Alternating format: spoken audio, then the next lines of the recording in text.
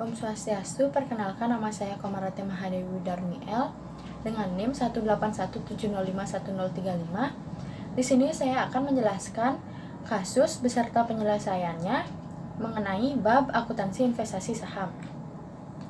Kita langsung saja ke contoh kasusnya.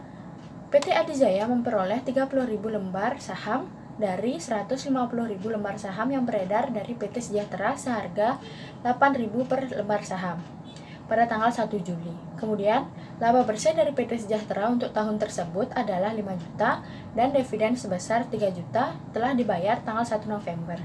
Jika laba bersih PT Sejahtera untuk tahun berjalan adalah 5.500.000 dan jika setelah dividen likuidasi saham memiliki nilai wajar sebesar 80 juta dan kemudian saham diklasifikasikan saham perdagangan dan tersedia untuk dijual. Di mana dalam kasus ini diminta untuk buatlah catatan akuntansi investasi saham yang dilakukan oleh PT Adijaya dan PT Sejahtera dengan kedua metode dan hitunglah nilai investasi menurut kedua metode.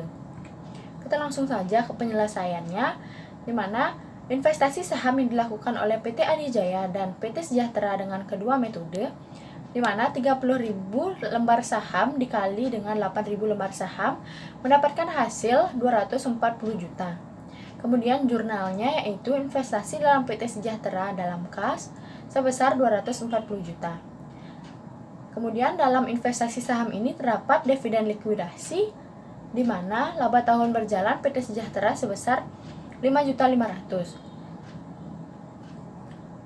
Laba tahun berjalan dari PT Sejahtera ini mendapat bagian 20%, di mana 20% dikali dengan laba tahun berjalan PT Sejahtera sebesar 5.500.000 dikali setengah mendapatkan hasil 550.000. Kemudian pendapatan dividen 20% dikali dengan besarnya dividen pada PT Sejahtera sebesar 3 juta mendapatkan nilai 600.000. Kemudian kelebihan dividennya, pendapatan dividen sebesar 600.000 dikurang dengan laba tahun berjalan bagian 20% yang sudah kita dapatkan tadi sebesar 550.000 mendapatkan nilai 50.000. Kemudian laba bersih PT Sejahtera sebesar 5 juta.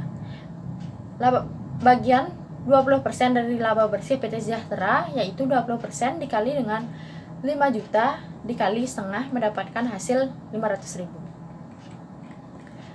Kemudian pada metode biaya pada tanggal 1 Juli, investasi dalam PT Sejahtera pada kas 200 sebesar 240 juta.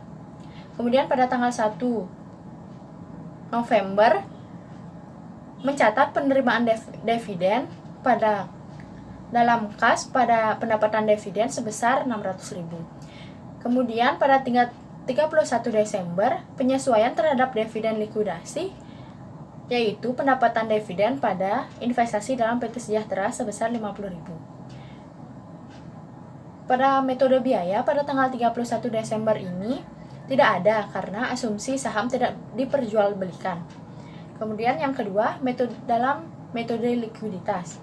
Pada tanggal 1 bulan Juli, investasi dalam PT Sejahtera pada kas sebesar 240 juta. Kemudian pada 1 November, kas pada investasi dalam PT Sejahtera sebesar 600.000. Pada 31 Desember tidak ada dalam metode ekuitas, tidak ada penyesuaian karena tidak ada dividen likuidasi. Kemudian pada tanggal 31 Desember, investasi dalam PT Sejahtera dalam laba dari PT Sejahtera sebesar 500.000. Kemudian penyesuaian saat diketahui harga wajar saham.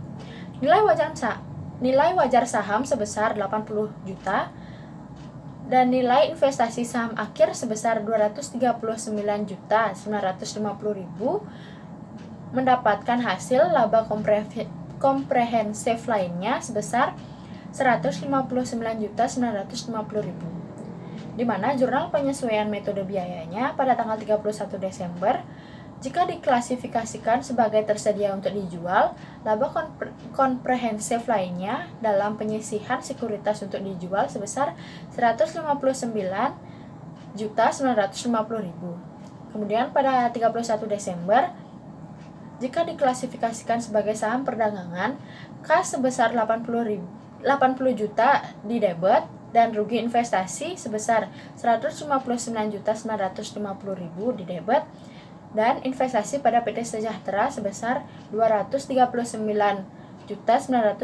pada kredit.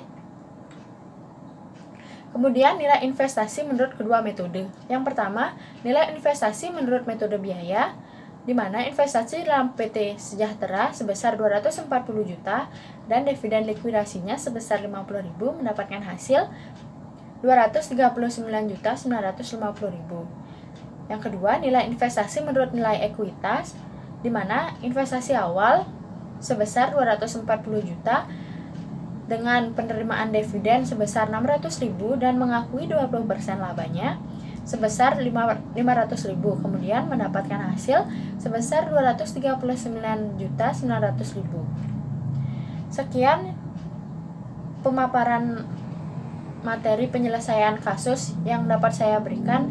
Jika ada salah kata, saya meminta maaf. Santi.